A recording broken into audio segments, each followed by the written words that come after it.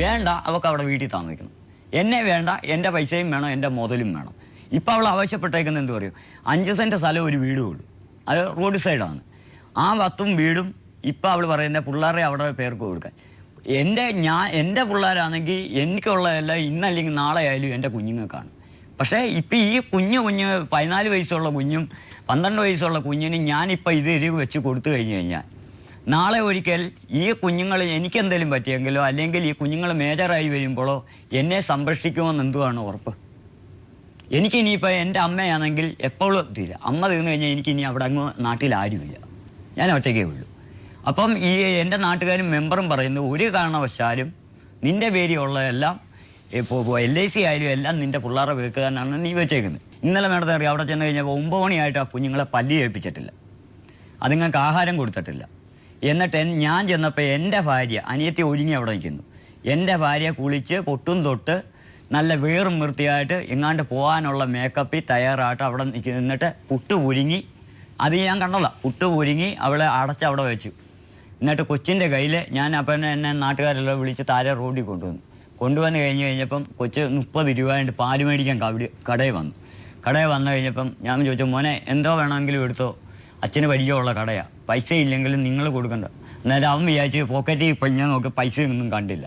ഞാൻ പറഞ്ഞു നീ മേടിച്ചോളാൻ പറഞ്ഞു. അപ്പോൾ ഇളയ മോൻ സംസാരിക്കത്തില്ലെങ്കിലും എനിക്ക് അവൻ പറയുന്നത് അറിയാം. അവൻ അവിടെ ഇരുന്ന് എല്ലാം ചൂണ്ടിക്കാണിച്ചു. ഞാൻ പറഞ്ഞു ആവശ്യമുള്ള അവർക്ക് 2 പേർക്കും വേണ്ട എന്ത് വെച്ചാൽ കൊടുക്കും. അപ്പോൾ മൂത്തവൻ പറഞ്ഞു വേണ്ടാന്ന്. അപ്പോൾ ഞാൻ ചോദിച്ചു നിനക്കും ഇനിയും വേണ്ടാതായോ എന്നെ എന്ന് ചോദിച്ചു. ഒരു 3 ആഴ്ചയായി ഞാനിപ്പോൾ പോയിട്ട് അതിൻ്റേത് പരിപൂർണമായിട്ട് 2 മാസം 3 മാസമൊക്കെ അവർ കാലാവധി പറഞ്ഞു. അത് പറയാൻ പറ്റത്തില്ല.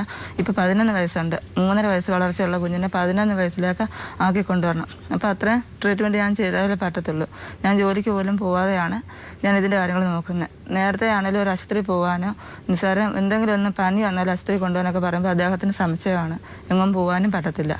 അങ്ങനെയൊക്കെയുള്ള കാര്യങ്ങളായതുകൊണ്ടാണ്. അതുപോലെ എൻ്റെ ജീവന് ഭീഷണിയുണ്ട്.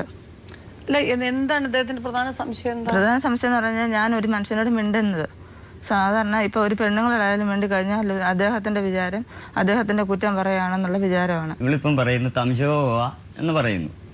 എൻ്റെ കുഞ്ഞിൻ്റെ ഓപ്പറേഷന് ഞാൻ കാരണം മുടങ്ങിയെന്ന് പറഞ്ഞു. ഇവള് ഓപ്പറേഷന് വേണ്ടി 2-3 മാസത്തിന് മുമ്പ് 10,000 രൂപ 22,000 ചില്ലുവാൻ രൂപയുടെ ഒരു ചിട്ടി ഉണ്ടായിരുന്നു ഇവരുടെ നാട്ടിൽ. ഞാൻ എല്ലാം ഒന്നും പറഞ്ഞിട്ടില്ല. ഇവരുടെ നാട്ടിൽ ഒരു ചിട്ടി ഉണ്ടായിരുന്നു. അത് പിരിച്ചു കൊടുക്കുന്ന ഒരു ചിട്ടിയാണ്. ഇവിടെ ഒരു കൂട്ടുകാരിയാണ് അത് നടത്തുന്നത്. മാസം തോറും 2,000 രൂപ വെച്ച് ഒരു കുറിക്ക് ഇവളും ഒരു കുറിക്ക് ഞാനുമായിരുന്നു. അപ്പോൾ ആ കൊച്ചിൻ്റെ ഓപ്പറേഷൻ നടത്തണമെന്ന് വിചാരിച്ച് ബാക്കി ആ തക്കാലം 10,000 രൂപ കൊണ്ട് പോയി ചെക്കപ്പൊക്കെ നടത്താൻ വന്നതുകൊണ്ട് ഞാൻ ആ ചിട്ടിക്ക് ചേർന്ന് 14 കുറി ഞാൻ കൊടുത്തു. അപ്പം 2,000 രൂപ വെച്ച് ഇവിടെ കൂടെ ഞാൻ എല്ലാ മാസം കൊടുത്തിട്ട് ഞാൻ പറഞ്ഞു അതിൽ 10,000 രൂപ നീ മേടിച്ച് നിൻ്റേതിൻ്റെ മേടിച്ചിട്ട് കുഞ്ഞിനെ കൊണ്ട് തിരുവനന്തപുരത്ത് പോകണം. തിരുവനന്തപുരത്ത് ആശുപത്രി ഇവർ പോയി ചെന്ന് കഴിഞ്ഞിട്ട് സ്കാനിങ് ചെയ്ത് അവിടെ ഡോക്ടർ പറഞ്ഞു കുഞ്ഞിന് ചൂട് ഉണ്ട്, അതുകൊണ്ട് ഇത്ര ദിവസം കഴിഞ്ഞ് ഇവിടെ റൂം എടുത്ത് താമസിച്ചിട്ട് കൊച്ചിൻ്റെ ഓപ്പറേഷൻ ഫിക്സ് ചെയ്യാം. ബാക്കി കാശ് എത്ര വേണമെങ്കിലും കൂടുതൽ വരുവാണെങ്കിൽ ഞാൻ ചിലവാക്കാൻ പറഞ്ഞു, എൻ്റെ കമ്പനി ചിലവാക്കാൻ പറഞ്ഞു. ഇവിടെ പോകാമെന്ന് പറഞ്ഞാൽ അവിടെ ചെന്നിട്ട് എന്ത് ചെയ്തറിയോ, 10,000-2,000 രൂപ എങ്ങാണ്ട് ചിലവായിട്ടുള്ളൂ തിരുവനന്തപുരം ആശുപത്രി. ബാക്കി പൈസ കൊണ്ട് ഇവിടെ വന്നിട്ട് ഈ പൈസ എടുത്ത് എന്ത് ചെയ്യുന്ന ഞാൻ വന്നപ്പോൾ ചോദിച്ചപ്പോൾ പറഞ്ഞു അമ്മ എടുത്ത് കുടുംബശ്രീ കൊടുത്തു പറഞ്ഞു. അത് കഴിഞ്ഞ് അവിടുന്ന് അന്നേരം ആ ഓപ്പറേഷൻ സമയം കുടുംബശ്രീയിലാണ് തന്നതിന് ശേഷം രണ്ടാമത് ഞങ്ങൾ കൊണ്ടുപോയി കഴിഞ്ഞപ്പോൾ അവിടെ അവർ സ്പീച്ച് അല്ലാത്ത ബാക്കി എല്ലാ തെറാപ്പികളും അവിടെ ചെയ്തു കഴിഞ്ഞപ്പോൾ അവർ പറഞ്ഞു കുഞ്ഞിന് വളർച്ചക്കുറവുണ്ട്. അന്നേരമാണ് ഈ കാര്യം പറഞ്ഞത്.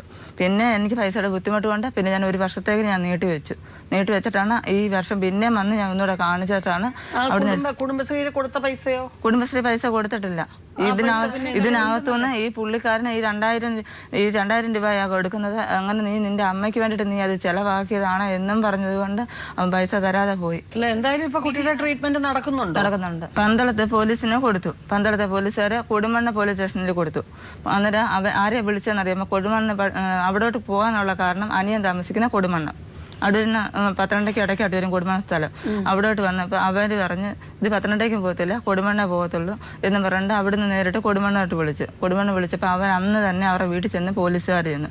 അവിടെ ചെന്നപ്പോൾ അനിയനും അനിയത്തി അവരുടെ വീട്ടിലുണ്ട്, ഞാൻ എൻ്റെ വീട്ടിലുമാണ്. ഞാൻ അറിയുന്നില്ല ഈ സംഭവം. പിറ്റേ ദിവസം രാവിലെ എന്നെ വിളിച്ചു പറഞ്ഞു എടി ഇതുപോലെ നീ ഇന്നതുപോലെ വരണം, ഇതുപോലെ പോലീസുകാർ വന്ന് രഘുചേട്ടനെ വിളിച്ചോണ്ട് പോയി, ഇന്നതുപോലെയുള്ള സംഭവം ഉണ്ടെന്നും പറഞ്ഞുകൊണ്ട്.